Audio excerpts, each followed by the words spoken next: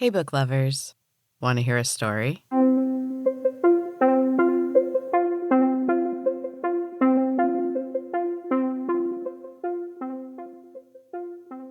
Welcome back to Storytime with Em. This is a bonus episode from Em's Books and Cats podcast, where I have been sharing my book SuperGym, a chapter or sometimes two a week.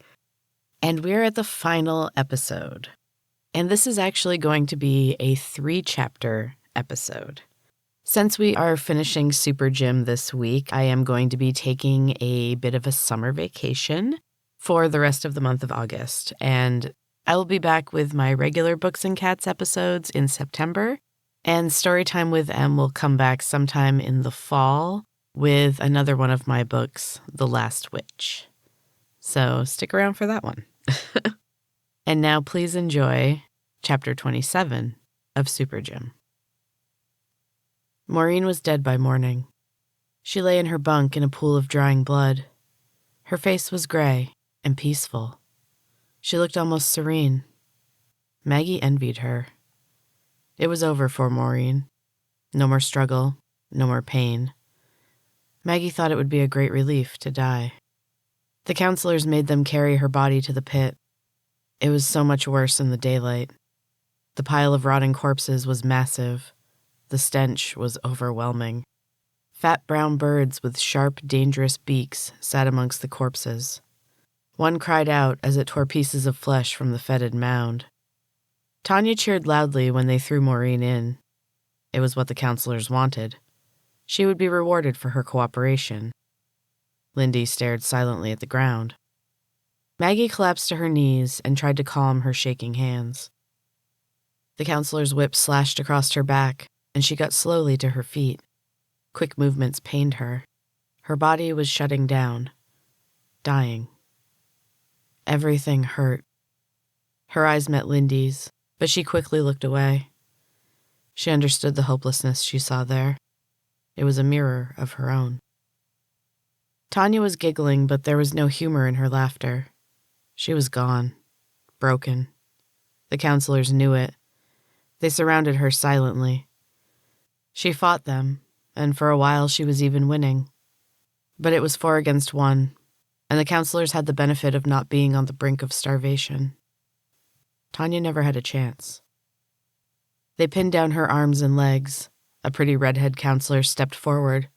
Her hourglass shape was her only obvious deformity. She cupped Tanya's head in her hands and broke her neck with one swift motion. Maggie cried out in spite of herself.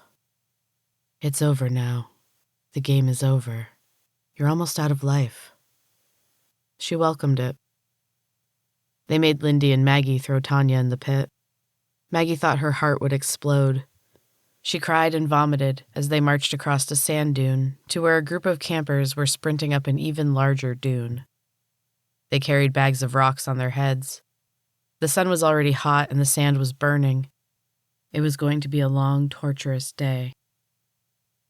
What is the purpose of this? Lindy shook her head and shaded her eyes. They watched a man collapse near the top and roll awkwardly back down the dune. No one moved to help him. He remained face down in the sand. Lindy turned to her. "That's it right there. The purpose is to kill us. You're dying." Maggie knew it was coming. It was closer every day. She coughed. Her chest ached. The dusty air burned her parched throat. She couldn't remember the last time she'd eaten or had a drink of water. She couldn't remember how long she'd been in this hellish place. Lindy was watching her. She shook her head sadly. "Too bad you weren't really a hero." Maggie didn't know what to say. She had never wanted any of it. Everyone else had made her out to be some kind of hero when she was really just stubborn. "You're special." No, she wasn't, and she knew it now. There was nothing special about her or anyone else. They all turned to dust in the end.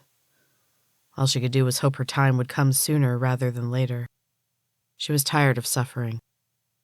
They were each handed a large canvas bag and told to fill them up. Lifting the rocks one by one was difficult. Maggie was amazed at how weak she had become. Her arms were thin, thinner than they had ever been in Famiceli. She could count her ribs, and her stomach was concave. Tessa would have been ecstatic. What would life have been like if she had listened to Tessa? What if she had followed her plan to the letter? What if she hadn't been addicted to junkies? What if she had just played along? Exactly. Maggie wondered if she would have been a good trainer, if she could have tortured others the way they tortured her. Maybe she would have enjoyed it. She had never really liked other people. She'd always looked out for herself and survived the best she could. She couldn't be bothered with anyone else. We made poor choices. Maggie shook her head. Before, her powers had always seemed tied to other Maggie. She went away and returned when they did. But now her powers had been destroyed, gone forever and not just taken away by science. Still, other Maggie would not go away. She seemed to be growing stronger by the day. Maggie no longer knew where she left off and other Maggie began. The line had blurred. It was just her. One person. One voice. One death. But not yet. She wouldn't die today. It was coming, and she knew it was not far away. But she had a little bit of strength left. She could endure one more day. Not that she really cared. Dying would be so much easier. Dying was peace, and Maggie desperately wanted peace. The bag of rocks was heavy. She couldn't lift it onto her head. A counselor was happy to help and slammed the bag onto Maggie's head with so much force that she saw stars. He slapped her on what was left of her once ample ass. Move it. The sand was slippery. For every step she took, she slid back too, and progress up the dune was slow. A woman collapsed in front of her. Maggie was annoyed. It took extra energy to move around the body and continue the climb. Maggie saw with relief that there was no one else between her and the top. No more unexpected obstacles. It was too hot. Her lips were cracked and dry, and her body cooked in the unrelenting sun. Her muscles screamed for water, but there was none. The counselors had plenty of water bottles. They made a production out of drinking from them and pouring streams of perfect icy water over their heads while the campers, prisoners, turned their eyes to the sand and continued to shuffle up the steep dune. The wasted water was the greatest torture. Maggie couldn't stand it. She dropped her bag of rocks. One of the counselors yelled, but they were not close enough for their whips to reach her. She trudged the rest of the way up the dune. 3 counselors waited for her. The most important one, marked with his clipboard and whistle, was screaming. His words didn't make sense to her.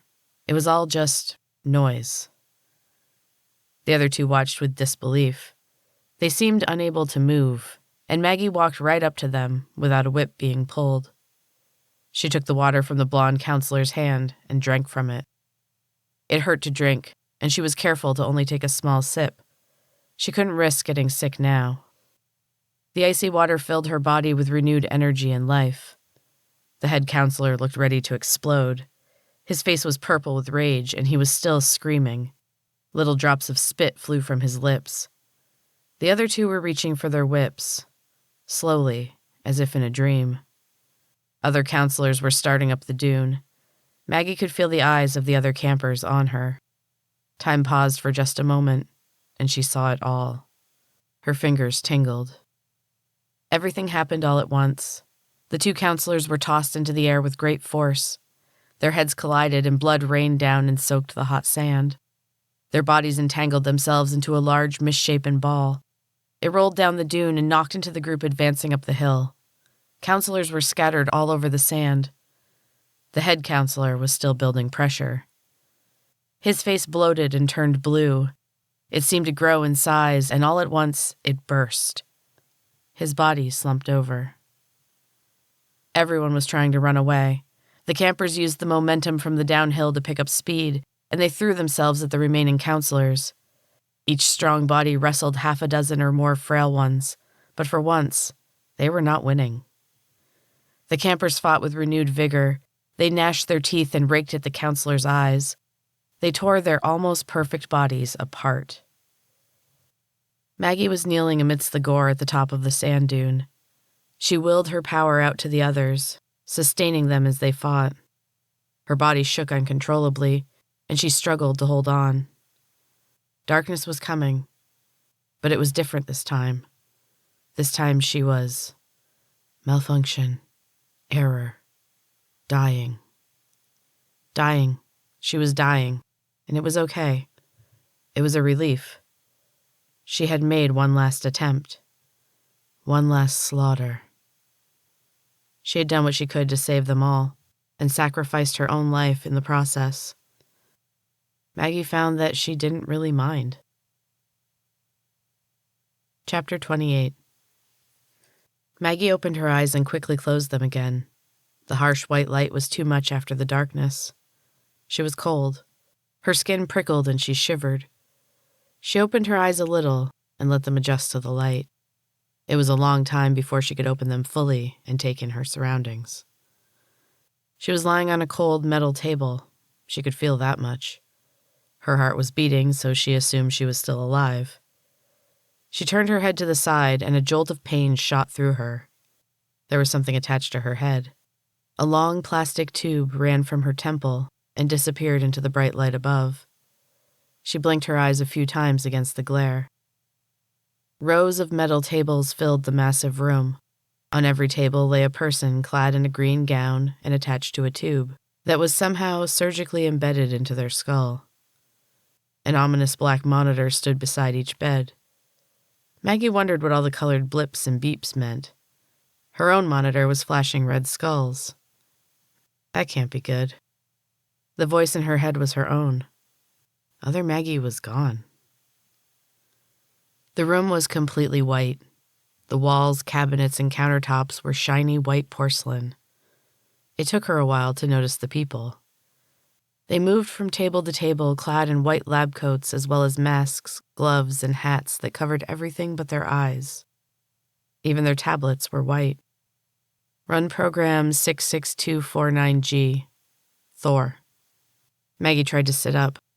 Blinding pain made her fall back onto the table. Did he say Thor? Had he somehow survived? Was he here? And where was here, anyway? Case number 422057L is awake, Doctor. One moment. Run program 5T3558D. Death of Tessa. What the hell? They were coming closer. She could see their blurred images in her peripheral. Maggie tried to move again. Pain exploded behind her eyes. Her monitor began a frantic series of chirps and beeps and squeals. The lights flashed faster. Doctor! Maggie sat up. The tube pulled at her temple. She broke out in a sweat as everything went red and black. But somehow her feet were moving. She was standing. She was running. Maggie crashed through a door and turned left. A seemingly endless corridor stretched before her. No doors. No way out. She heard voices and ran. Her body felt stronger here. Still sore and stiff, but more alive. Maggie pumped her arms. She ran faster. But the long, endless hallway was an illusion. Maggie collided with a carefully painted wall. The real hallway turned a sharp right and kept going. Her heart skipped a beat when she saw the door. A panel in the endless white hall was partially open. A handsome young man stood in the opening. His pants were pastel blue and had sharp creases. His midnight blue sweater matched his eyes. He jumped back when he saw her barreling down the hallway toward him. His eyes went wide, and his perfect tan faded just a little. You're not supposed to be here. Maggie crashed into the young man full force, and they fell into the room in a tangled heap.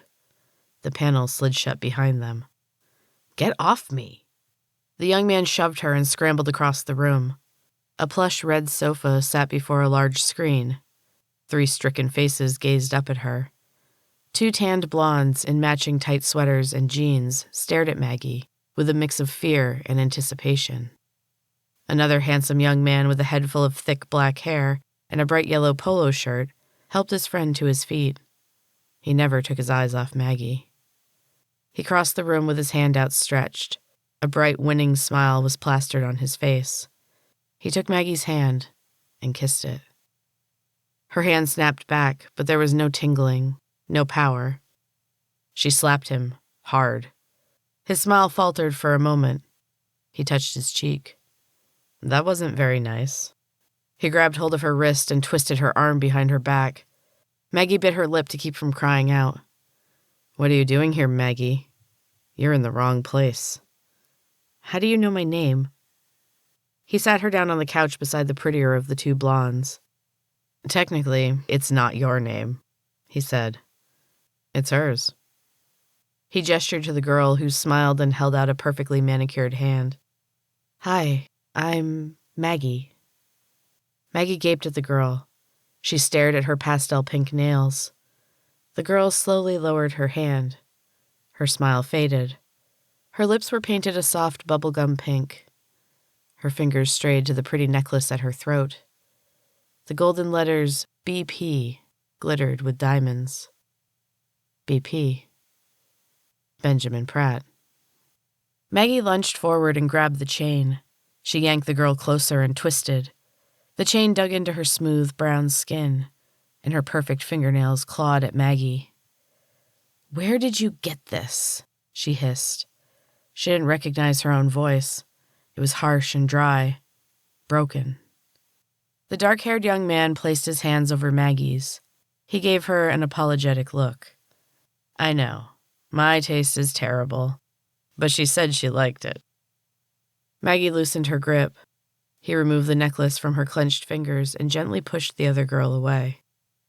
He wore an ornate golden ring with a large spike on the top. He flashed it in front of Maggie's face. He held her head with his other hand and pressed the spike into her flesh. Her skin burned at its touch. The metal was ice cold. PP? She asked in a dazed whisper. Her mind felt foggy, confused. Maggie struggled to hold on to this reality. My initials. Maggie's my girlfriend, you see. I wanted everyone to know that she's taken. She belongs to me. He grinned at the girl who was still rubbing her throat. She smiled a little and shook her head. Stop it, Benjamin. You're embarrassing me. Benjamin. Maggie tried to run, but he draped his arm around her shoulders. He pressed his cheek against hers and took a picture with his phone. Yes, my name is Benjamin. Benjamin Pratt. I created the game. I created everything. I created you. He gestured to the screen on the wall. On it was displayed a room she knew well, the cardio room at the SuperGym. In the center of the screen was a treadmill display, but the numbers were frozen. Maggie could see the other rows of treadmills and their suffering occupants. She knew the scene so well. You know this place well, don't you, Maggie? I haven't seen the game freeze up like this in ages, but I guess we know why it did. It's always tricky adding in new characters. Come, walk with me. He placed his hand on the wall and a panel slid open. He pulled her to her feet and placed his hands on her shoulders. He steered her through the opening and down another hallway. He moved at a relaxed pace, but his fingers were digging painfully into her shoulders. His smile was a little too wide, and his eyes were dark with anger. They stopped and he tapped on the wall with his knuckles. A small window appeared, and he gestured for her to take a look. More tables. More immobile bodies attached to tubes. She could see where they led now. Each was attached to the ceiling, which looked exactly like a giant circuit board. She recognized some of them. The old man from the treadmill room, the thin girl she had carried at fat camp, Tessa, with her dark, glossy ponytail lying lifeless on her pillow. In the far right corner, she saw him. Thor. It had to be him, but he looked different. His muscular frame was small and vulnerable amid the tangle of wires and tubes that ran from his body to the computer above. His handsome face was slack and gray. Benjamin Pratt pulled her close. His breath was damp against her cheek as he whispered almost lovingly into her ear. "This is where they all go, Maggie. The failures. The best of the best. Everyone.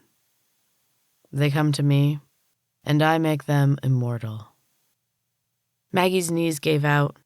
He held her tightly against him and reached into his pocket. In one swift, practiced movement, he snapped a collar around her neck. She groaned and leaned heavily against him as he led her back to the other room.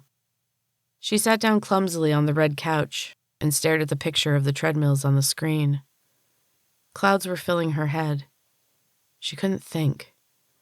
Something seemed very important, very urgent. The words came to her slowly. "But I'm real." Benjamin Pratt laughed. A great booming laugh. He doubled over and slapped his hand against his knee. The others joined in a moment later, but their laughter was uncertain and a little fearful. He straightened himself. His face was serious once again. He put his hands on Maggie's shoulders and stared into her eyes. "It's very sweet that you think so, but you're wrong. I chose you, and you will exist forever. But you are not real. Not anymore." His hand wrapped around her upper arm and he dragged her to her feet. The panel in the far wall opened. A group of masked people in white lab coats waited in the hallway. Benjamin Pratt shoved her into their midst, and a dozen hands grabbed at her. "Here's your missing power source," he growled to the nearest lab coat. "Don't let this happen again." White-gloved hands took hold of her head and held it still. Maggie tried to scream, but a hand clamped down hard over her mouth. She saw the glint of a long needle and felt it puncture her neck. The clouds took over. The darkness returned. Chapter 29. Maggie's feet pounded out a steady rhythm, and the treadmill shuddered under the force of her effort. Her eyes were stinging from the sweat that poured in a steady stream down her face. Droplets flew off her hair as she ran. "Get me off this thing." She saw Tessa glance impatiently at her watch. She looked annoyed. "Good, I'm glad she's annoyed. I hate this." Tessa was beside her now. She climbed onto the treadmill with the grace of a cat and towered over Maggie. "Is this too easy for you, princess? Here, let me give you a challenge." "You bitch." Maggie's feet flew. Her chest ached. Her heart was definitely going to explode. This was the end. She was going to die on a treadmill, the worst invention in the history of man. Tessa was laughing and clapping her hands. Maggie wanted to hit her. She tripped and her arm flew out. It made contact with Tessa's jaw. Her head snapped back and she fell. It was over in an instant, but it felt like hours. And that is the end of SuperGym, book lovers. I hope you have enjoyed listening to this book. I will be back in the fall with the next one. Until then, keep reading.